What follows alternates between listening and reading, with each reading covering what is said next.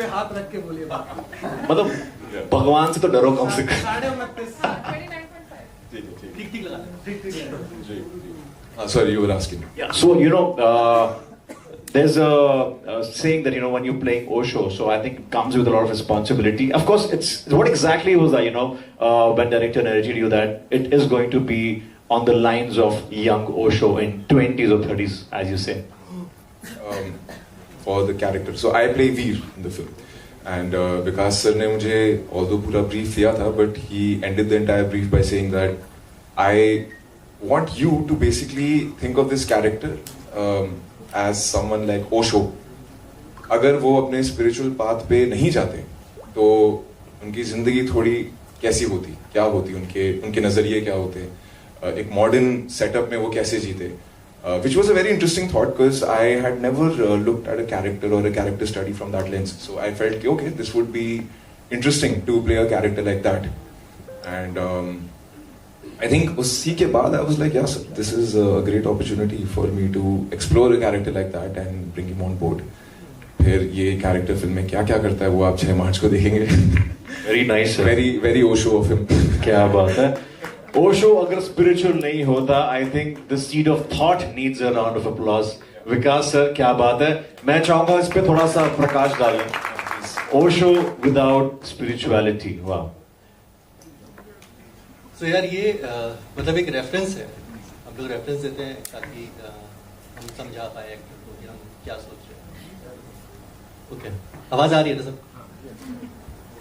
So एक reference है और मुझे इससे आसान कोई कुछ और रेफरेंस दिखाने तो मैंने ओशो का नाम लिया क्योंकि मुझे लग रहा था कि एक ऐसा कैरेक्टर है जिसके लिए जो एक टिपिकल सोशल वैल्यूज हैं वो उसके लिए उतनी वैल्यू नहीं करती. उसके लिए वैल्यू करता है आज का दिन, अभी का समय, वो इस समय कितना खुश है, राइट, वो आज क्या क्या करने वाला है, वो बेसिकली उस पर ध्यान देता है. वो बहुत लंबी प्लानिंग नहीं करता. जिंदगी को लेके बहुत सीरियस नहीं है. सीरियस है लेकिन आज को लेके है, पूरी जिंदगी को लेके सीरियस है. सो वो आज में जीने वाला बंदा है. तो दैट्स व्हाई मैंने उनको एक रेफरेंस दिया और बहुत अच्छे से आप देखोगे जब फिल्म ट्रेलर और टीजर से भी आपको अंदाजा हो गया होगा.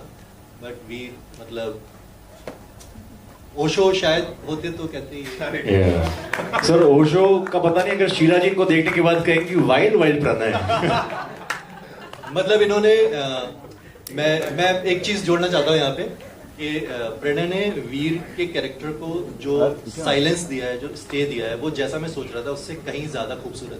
क्या बात है सर. आई थिंक ये अपने आप में बहुत बड़ी बात है सर. ऐसे में ऑफ कोर्स बिकॉज आपका पहला प्रोजेक्ट होता है, डिस्ट्रीब्यूटर्स को खुश करना रहता है, production houses, end of course there's a lot of pressure on the very first director, and I think all the directors, makers will totally agree to it.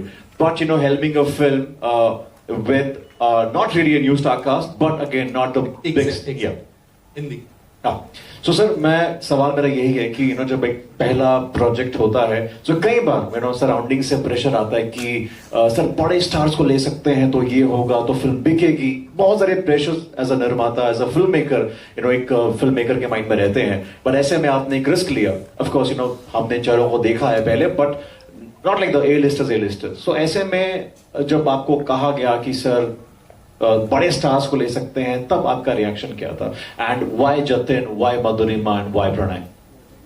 Diplomatic answer दूं या दिल वाला? Budget friend. सर जनता 6 मार्च को theatres में आ जाए वही जवाब. दिल वाली बात यह है कि हम सन की है. क्या बात है. I think every artist will agree to this. Every artist. दिल वाली बात है, हम सन की है. दिल में जो आया वही मुझे लगता है कि मैंने किया है.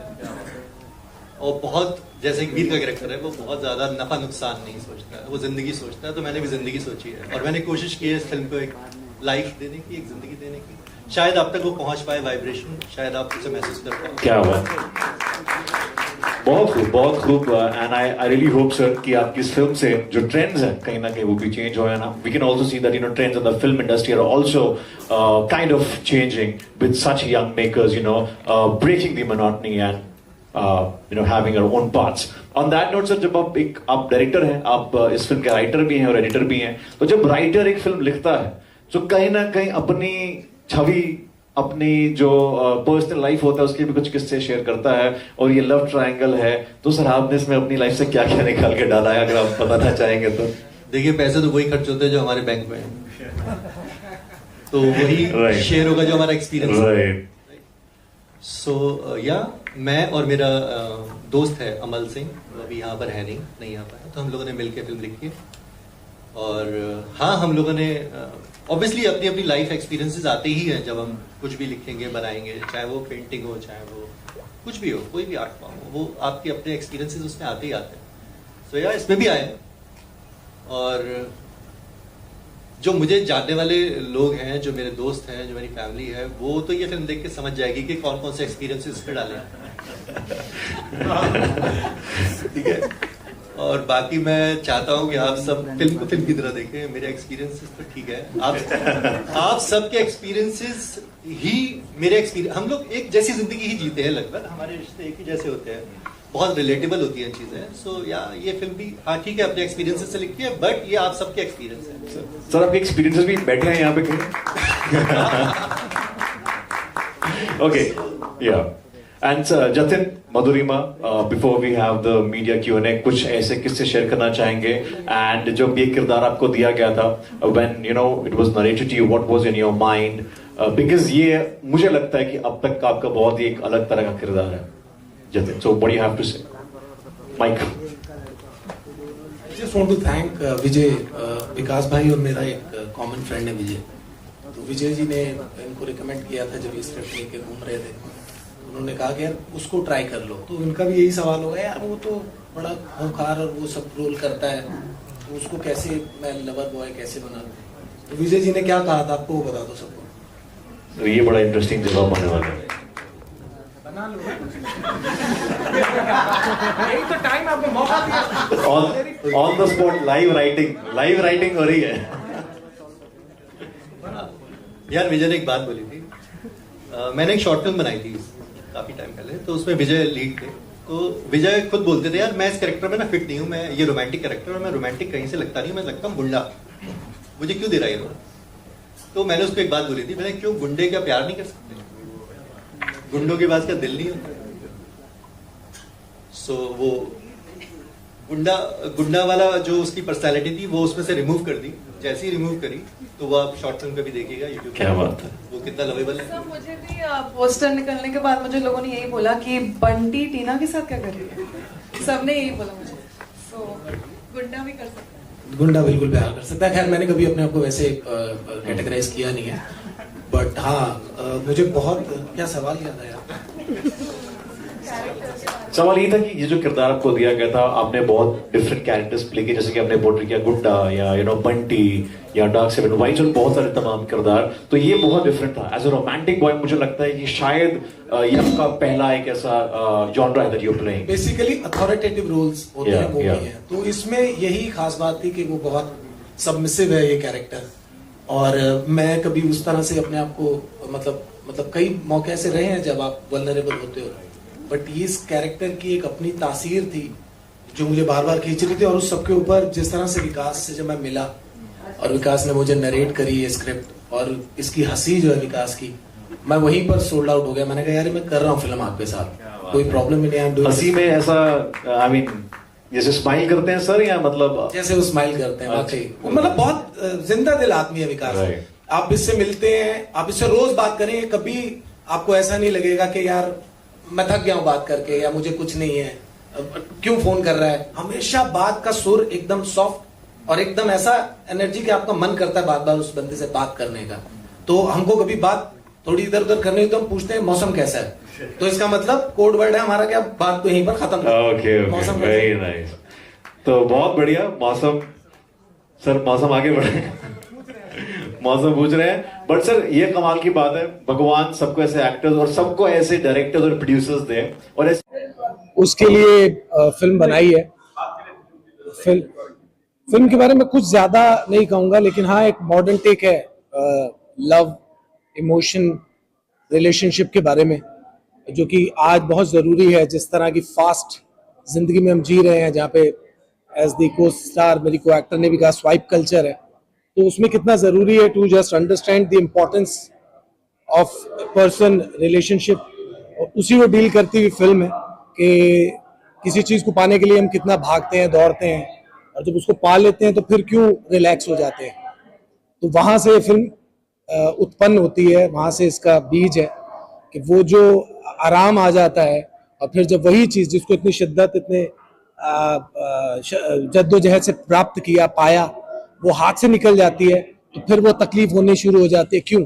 So why not at the first very attempt हम लोग उसको अच्छे से संजो के क्यों नहीं रखते। तो प्यार बहुत एक अहम रोल प्ले करती है हमारी सबकी जिंदगी में, ना सिर्फ गर्लफ्रेंड बॉयफ्रेंड या पति पत्नी के, बल्कि हर रिलेशनशिप में। तो just understand the importance of relationship, वो इमोशंस की इम्पोर्टेंस बहुत जरूरी है। तो उसी को डील करती है फिल्म न जाने कौन आ गया, इन सिनेमाज नियर यू ऑन 6th of March। मैं बहुत छोटा हूँ उस बारे में, प्यार के बारे में कुछ भी कहना। प्यार शब्द वाला तो कोई मतलब ही नहीं है, मतलब मेरे को तो नहीं पता कि उसको एक दो शब्द या एक लाइन में कैसे उसको कर दूं, क्योंकि वो बहुत अलग है। मतलब वो एक फीलिंग है जो जब आपको आ जाती है तो आपको समझ में आ जाता है कि हाँ ये प्यार है। अदरवाइज तो उसके बारे में बात करते रहो, फिलॉसफी झाड़ते रहो, उससे कुछ नहीं है। सो मैं I am still trying to figure it out, but I think प्यार शायद एक्सेप्टेंस है, एक्सपेक्टेशन नहीं है। अगर थोड़ा सा उसको कुछ उसके बारे में कुछ कह सकूं,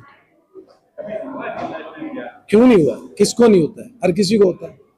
हुआ, बहुत बार हुआ, टूट के हुआ, कभी कभी बिखर भी गए, तो संभलते रहे और आगे बढ़ते रहे।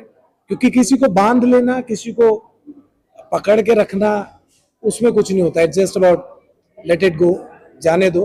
अगर वो आपका है तो आएगा, नहीं है तो it wasn't meant for you.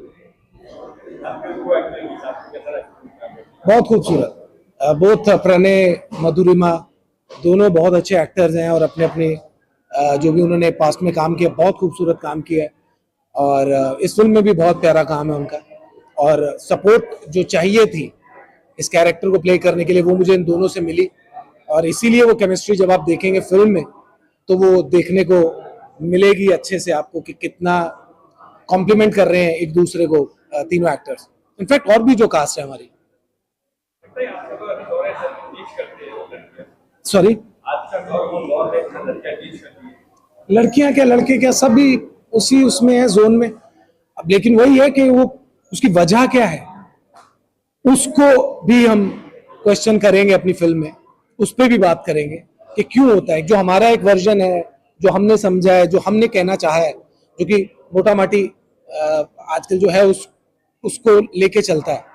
बाकी डिच करना और वो सब, जमाना बदल रहा है, हर कोई बेटर, बेस्ट और कुछ और नया, वही है ना। उसके चक्कर में हम जो है उसको भूल जाते हैं, और जब वहां जाते हैं तो फिर वहां पे भी वही सब मिलता है। So there is no point. Better यही है कि जो है उसको पकड़ के रखो, संजो के रखो। बहुत मेहनत से फिल्म बनाई है, सब ये कहते हैं, मैं भी वही कह रहा हूँ, कोई अलग बात नहीं कहूंगा, लेकिन दिल से कहना चाहता हूँ ईमानदारी से कि फिल्म बनाई है, और I can't see myself, लेकिन I can't wait to see myself on screen। और शिद्दत से काम किया है। एक खूबसूरत फिल्म, आज की भागती दौड़ती दुनिया में जहाँ टॉक्सिसिटी, मस्कुलिनिटी और वायलेंस और ये वो सब की बात हो रही है, वहाँ थोड़ी देर रुक के, ठहर के एक चीज को रिलिश करने की जो हमारी कोशिश है, वो इस फिल्म के माध्यम से हम दिखाना चाहते हैं। Thank you so much.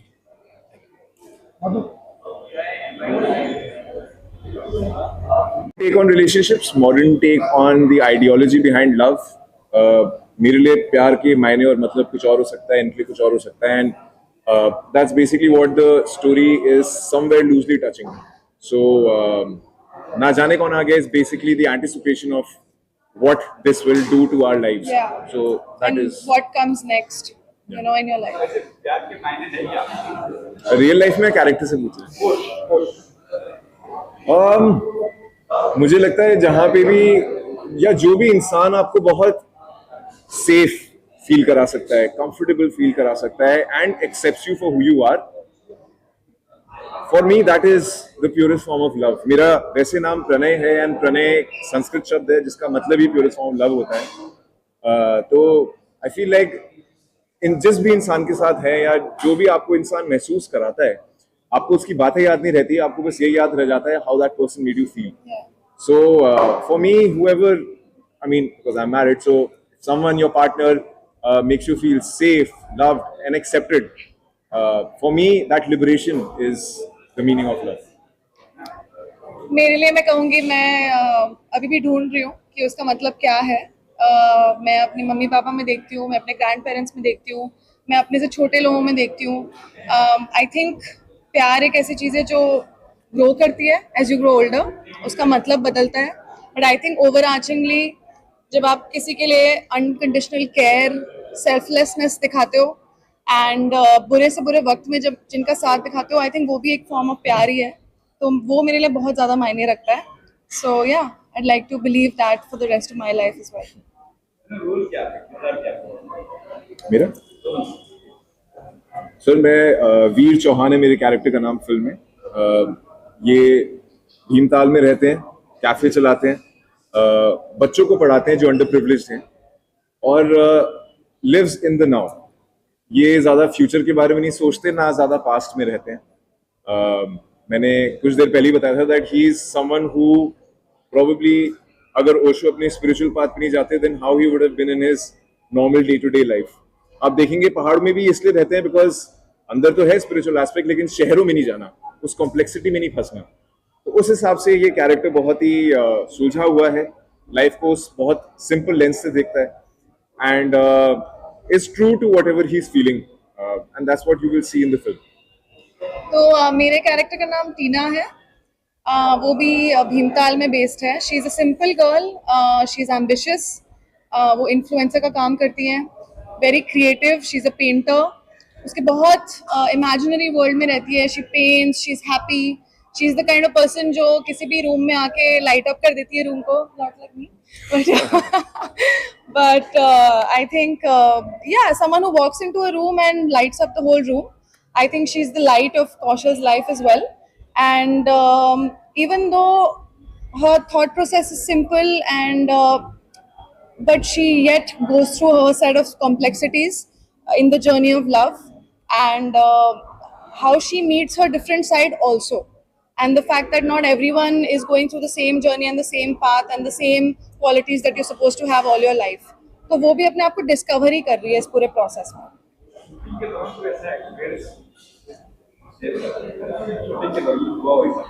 कुछ ऐसा एक्सपीरियंस मंदिर वाला भी है. मैं इनफैक्ट पपी वाला बता सकता हूँ. हम लोग शूट कर रहे थे and I am a big time animal lover. मुझे डॉग्स के लिए, उनके even for cats, in fact for animals vocal होना बहुत पसंद है फॉर देयर राइट्स. सो हम लोग जब ये फिल्म शूट कर रहे थे एंड बिकॉज देवभूमि में शूट कर रहे थे, उत्तराखंड में भीमताल में, तो जनरली जहाँ भी शूट करते थे वहाँ या तो घोड़ाखाल मंदिर हो गया या कैंची धाम हो गया, नीम करोली बाबा का.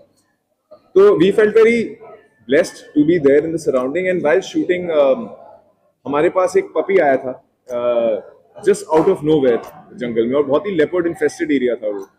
तो उसके साथ, पपी के साथ हमने वहाँ पे जो गांव वाले थे उनसे परमिशन लेके शूट तो करा, but it was an abandoned पप एंड मुझे अंदर अच्छा नहीं लगा कि बस छोड़ देना will not be the right thing अगर आप इतने स्पिरिचुअल जगह पे हो, अच्छी जगह पे हो. तो मैंने उसको वहीं से अडॉप्ट कर लिया एंड उसका नाम मैंने लैला रखा है. She lives with my parents and is like another kid to them. So she was one blessing to me that has happened, and I'm glad that she shares screen space with me in the film. And yeah, usko maine part of the film and your part life of the forever. film and family now, like a good memory. So अब मेरे parents के पास है, and yeah, that's. I think मैं तो इनके लिए भी, हम सबके लिए इनफैक्ट कहना चाहूँगी कि हम लोग उत्तराखंड में ही शूट कर रहे थे, तो स्पिरिचुअल जगह तो है ही वो. हमारा एक सीन था वहाँ पे मंदिर में, तो मंदिर में जाके सीन तो हम शूट कर ही रहे थे, पर उसके बाद सबने मिलके घोड़ाखाल करके एक मंदिर है वहाँ पे सब लोग एकजुट होकर 100 से भी ज्यादा घंटियाँ थी वहाँ पे. सब एक जगह जुट होके घंटियां बजाई सबने, फिर चिट्ठियां लिखी, प्रेयर्स करे साथ में, and it was trust me a very divine moment. और साउंड के वाइब्रेशन के माध्यम से सब एकजुट हो गए थे। It was a very special moment. मैंने कभी ऐसा एक्सपीरियंस किया ही नहीं है। सो आई थिंक वो सीन रील में भी था और रियल लाइफ में भी वो बहुत ही स्पेशल मोमेंट था वो हमारे लिए। देखिए, फिल्म बहुत प्यारे लोगों ने मिलके बनाई है, बहुत पैशनेट लोगों ने मिलके बनाई है। We come from non film backgrounds, we need all your support. And एक ऐसा मतलब टाइम चल रहा है जहाँ पे we need people, film lovers, to come and watch cinemas in theaters. So this is going to be a big boost for us if you all come and support us and watch the film. And because it's about love, I think everybody would encourage and support this narrative. So please come and watch our film and support our film. Thank you. मैं यही बोलना चाहूँगा that बहुत लोग अपने घर छोड़ के आते हैं एक बहुत ही सीरियस इंटेंट लेके कि किसी को एक्टर बनना है या डायरेक्टर बनना है या एडिटर बनना है। तो इस फिल्म की खूबी ये है दैट इस पे जितने भी लोग जुड़े एक साथ, किसी ने भी कभी चू नहीं करी, सबने मिलके जबरदस्त मेहनत करी है। नॉट विद एन आइडिया कि अरे वाह हमें 100 करोड़ कमाने या इतने फिल्म कमाने या कुछ भी नहीं कमाने, but just with the idea कि एक अच्छी कहानी बतानी है एंड अपना ऑनेस्ट एफर्ट डालना है, जिसके लिए हमने जो भी लाइफ में रिस्क लिया है being part of this industry also is because uncertainty तो रहती है, but I think just united by a single dream of being part of a film, being able to tell stories is what we did with the film and एक honest sincere attempt है। ऐसी फिल्मों को chance मिलना चाहिए ताकि cinema की जो बाउंड्रीज हैं वो पुश हो सके, ताकि और independent film makers, upcoming film makers को मौका मिले अपनी कहानी बताने का, एंड उससे हमारा ही सिनेमैटिक लैंडस्केप बहुत ज्यादा बेटर होगा। So I feel like even if it's a small film it should get some support और audience should give it a chance so that a faith gets reinstored. Thank you. Thank you. Thank you so much. Please come on 6th March and watch the film.